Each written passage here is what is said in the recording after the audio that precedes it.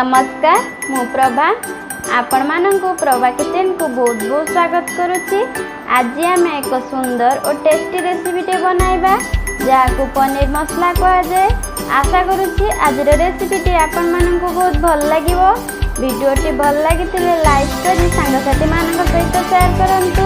एई भली नुआ नुआ वीडियोर नोटिफिकेशन पाई एई चैनल को सब्सक्राइब करी पाखर थिबा ऑल बेल आइकन को दबाई दियंतु। चलंतु देखि नबा आज रेसिपी। आमको रेसिपी सामग्री दरकार ସେଥିପାଇଁ ମୁଁ କିଛି ପନିର ନେଇଛି, ଗୋଟେ କଟା ଯାଇଥିବା ଟମାଟୋ, କିଛି ମଟର, ଗୋଟେ କଟା ଯାଇଥିବା ଆଳୁ, बादाम पेस्ट, अदा रसुण पेस्ट, काजू पेस्ट, गोटे चामच जीरा, गोटे चामच हलदी गुंड, गोटे चामच लुण, दुईटी तेजपत्र, गोटे कटा जाइथिबा पियाज, गोटे चामच धनिया मसला, गोटे चामच पनीर मसला, गोटे चामच लंका गुंड, आवश्यक अनुसार तेल, गोटे ग्लास पानी। आसंतु जानिनेबा पनीर मसला किपरि प्रस्तुत हुए। गैस को लगाई कड़ाई को गरम करवा। वर्तमान आमर कड़ाई गरम हो गलानी। एबे एथिरे किछि तेल देबा। एबे आमर तेल गरम हो जाइलानी। एबे आमे कटा जाइथिबा पनीर के एथिरे भाजिबा।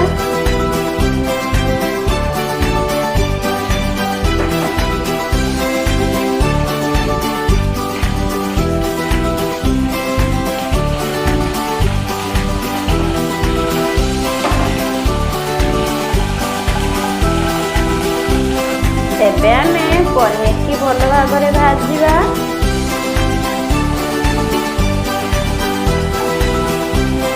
एबे आमर पनीर गुड़िक भल भाव में भाजी हो गलानी।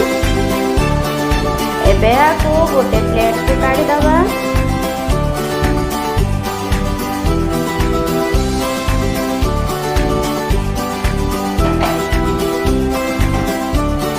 वर्तमान एथिरे दुईटी तेजपत्र,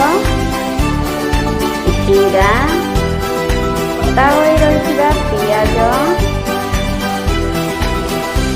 पकाई याको भल भाव में भाजिबा। एबे एथिरे अदा रसुण पेस्ट देबा, भल भाव में गोलाइबा। वर्तमान एथिरे किछि पानी देबा, भल भाव में गोलाइबा। एबे कटा होई रहिथिबा टमाटो देबा, गोटे चामच हलदी गुंड देबा, गोटे चामच लुण देबा। वर्तमान याको भल भाव में कषिबा।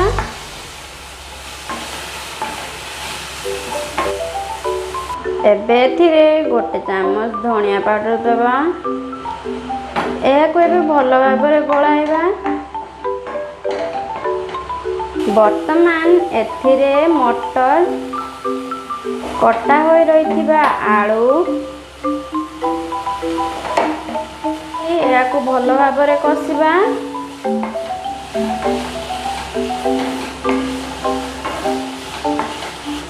एबे एथिरे बादाम पेस्ट और काजू पेस्ट को देबा। वर्तमान याको भल भाव में गोलाइबा।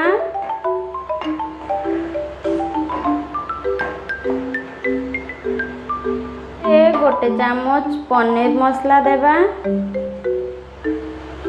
गोटे चामच लंका देबा। एबे याको भल भाव में गोलाइबा। किछि पानी देबा। एबे याको भल भाव में गोलाइबा।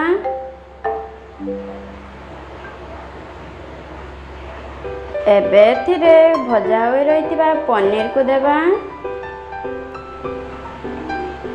एबे याको भल भाव में गोलाइबा।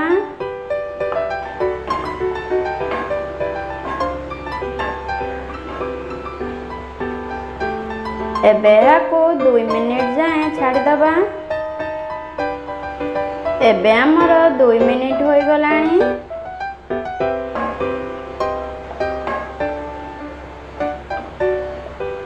ବର୍ତ୍ତମାନ ଆମର ପନିର ମସଲା ସମ୍ପୂର୍ଣ୍ଣ ଭାବରେ ପ୍ରସ୍ତୁତ ହୋଇଗଲାଣି।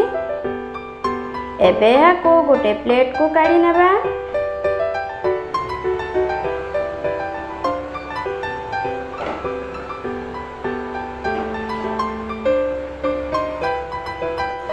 ଏବେ ଏହାକୁ ଗରମ ଗରମ ଆପଣଙ୍କ ସହ ପରିବାର ସହ ଖାଆନ୍ତୁ।